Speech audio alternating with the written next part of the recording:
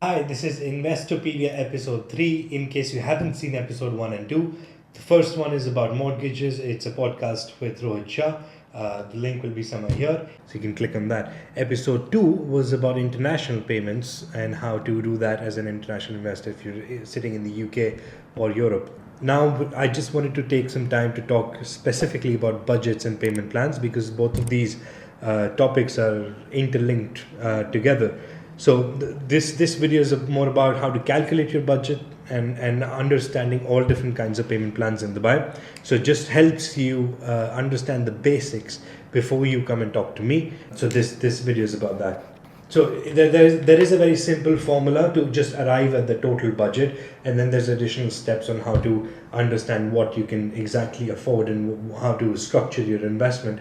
But I'll just go over the simple formula, which is whatever deposit you have right now, you just multiply that by 5 and you arrive at the total number. So let's say, as an example, we'll take the example of £100,000 deposit in this video throughout. So £100,000 deposit is into 5 means £500,000 budget, and that also means that's your down payment, because the down payment is the only thing perhaps that's the same across the board with all the developers.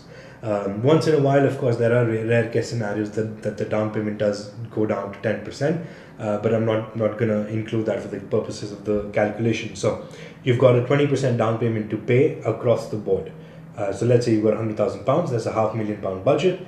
You also have to pay a 4% stamp duty, which in this case would equal to £20,000.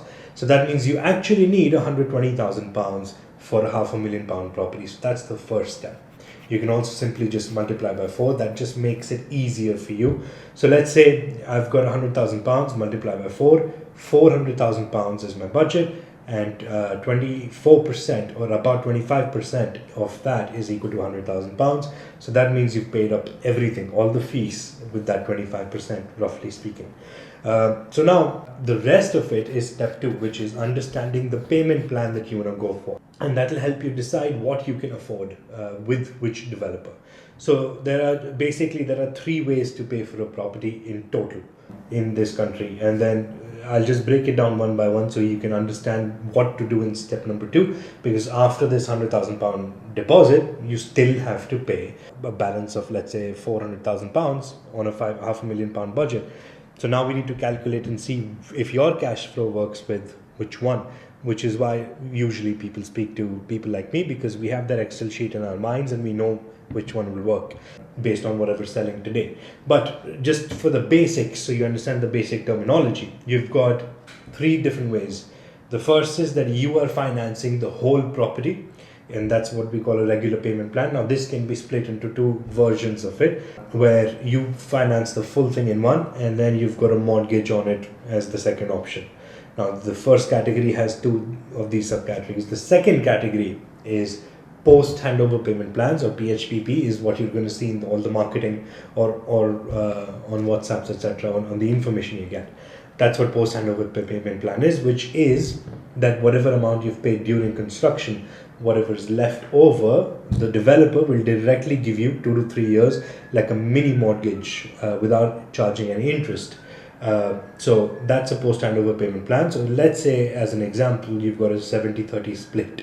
Now the split is the same across the board. So it doesn't matter if you have a regular payment plan or a post handover, you will see a split in all these conversations that you have with me or anyone else. But that split, let's say, I'll give you a couple of popular examples. There's a 40-60, which is the lowest you can get, which means 40% to be paid from your pocket and 60% to be paid either, again, from your pocket or by a mortgage. Post handovers, I don't think that happens anymore, but in this situation, or you can have a 50-50, or you can have a 60-40, where you will start to see the post handovers. So your post handovers come after the 60-40 split, or sometimes 70-30 as well, and then you also have 80-20, which is rare, but usually with the bigger developers. So this is the ladder that you see. The ladder is basically, as you go up the ladder, the amount that you need to finance from your pocket keeps increasing on that property. Now, on average, and I've tried to use I've tried to think of other words to describe this, but I couldn't. But on average, all these post handover payment plans are overpriced and they are expensive. And they are going to be costing you a bit more than the property next door. Because while they say they are interest free, and that's fair, it is interest free, it's just overpriced if that's how you want to look at it. Because if you do a very quick comparison, you'll see that the property next door, which might be the same quality or a better quality, might be selling for a lot less. That's because you're essentially, what you're doing in a post handover payment plan is that you're taking an unsecured loan. So while it's zero interest, if the property price is increased, when you start to do these calculations, you find out that the entire property value that you're paying is overpriced by, let's say, as an example, 10%. Now, if you were to go into the cheaper property that's cheaper by 10% and take a 60-40 split on it, hypothetically, that 40% that you want to mortgage in option number 2 is the 40% that you'll get charged for interest on, not the full amount. So the 40% into, let's say, a 4% interest rate is whatever the number you get, 1.2% that you're paying extra. You start doing the calculations and mortgage turns out to be cheaper in almost all cases. Now, that doesn't mean post handover payment plans are bad. I don't think there's any such thing as a bad property. It's just about targeting different audiences, and it was designed for a specific audience, which after research I think is limited to a couple of kinds of people. So if you belong to the group that's religious, and for in your religion it says, paying interest is sinful, and you're not comfortable with debt, then post handover payment plan, owning a property which is slightly overpriced, is still better than not being in the market. So that's great for you. If you're over the age of 60, 62, and the property is going to be ready after 2-3 years, so essentially you're not going to be able to get a mortgage at all. So it's better for you, again, in this situation. Or the third category is simply just people who don't like debt. Because there's lots of online financial advice out there, and some people just don't want to get into debt. That's fine. That's your call. And if you don't like debt, that's fine. Post handover payment plan is for you.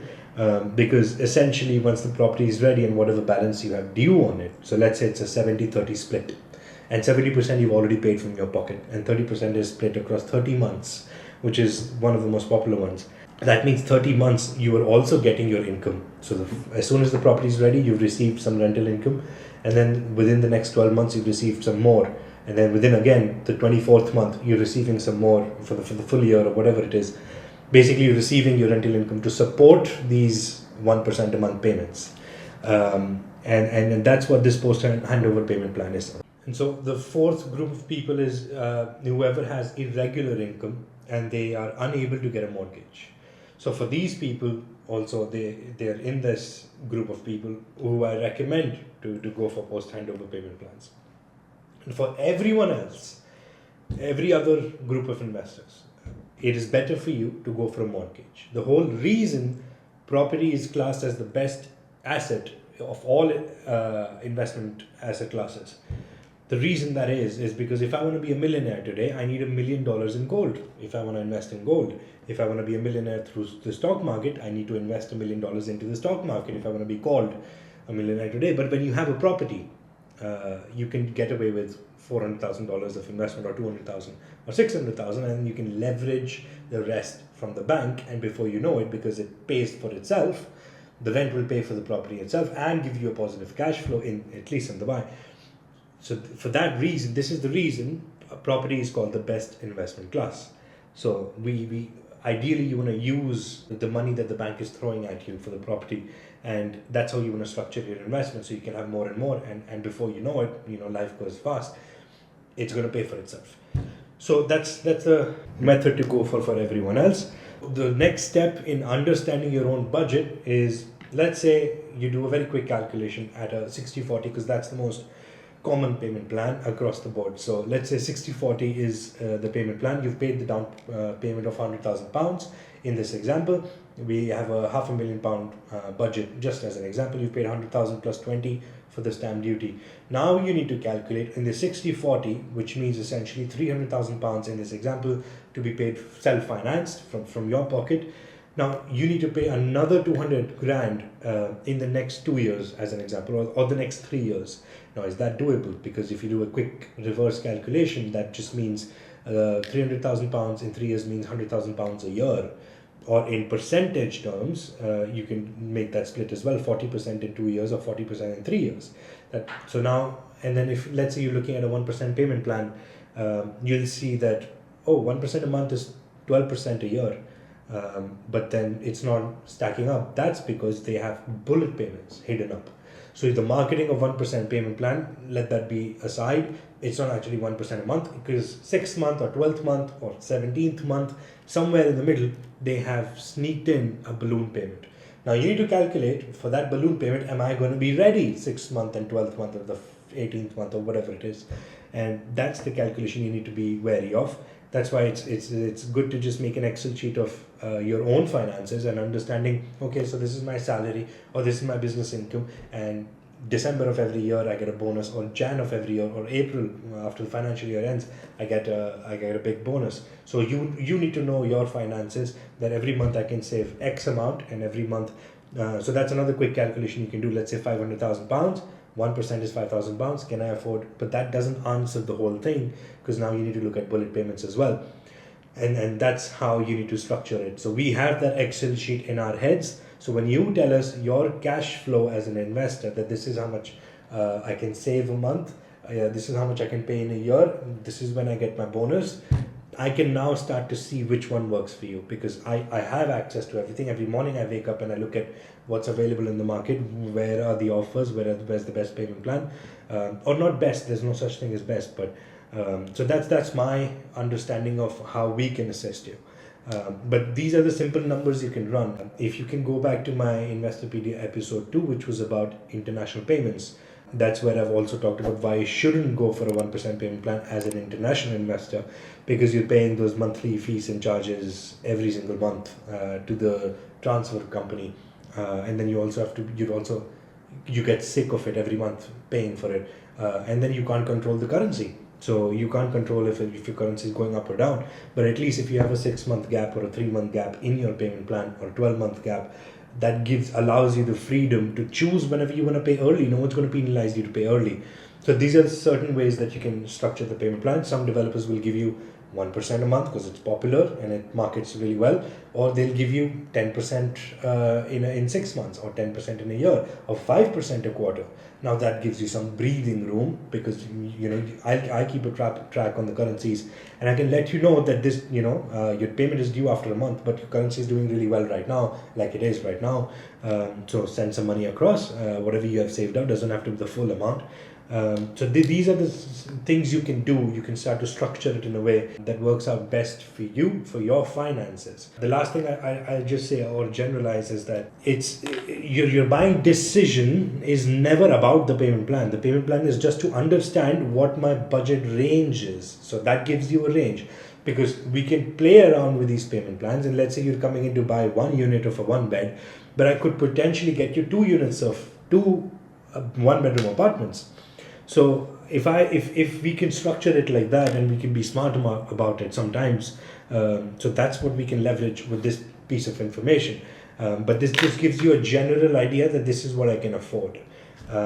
This in no way is the reason you should buy a property. So if you're buying a property, and if your friend asks you, why are you buying this X property, and if you say, it's got a great payment plan, that's not a reason to buy any property at all, because you're buying a product.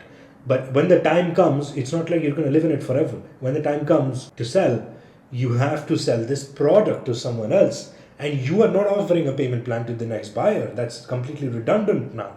You are buying a product. The product itself has to be good. Does it have a great location? If it doesn't, does it have a lot of government infrastructure coming in a few years? Or does it have exceptional quality? Is it a great community? And people would love staying there because of all the amenities.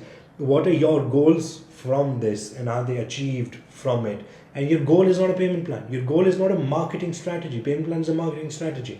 That's not how you base your investment decisions. So this is just to calculate how much you can afford, what works with your finances, nothing else. It's the last thing. Whenever I send out the context and the reasons to buy something, the payment plan is the last on the list. I usually don't even talk about the payment plan if it's already good for your finances, because that's not a reason to buy. The reason to buy are the same fundamental things that are the same across the board, any country, any city. So this is what you need to focus on. This does not change. Payment plan is just the side benefit if it's great. I'll see you in the next episode, which might be about explaining the map and basic guide about how this market works.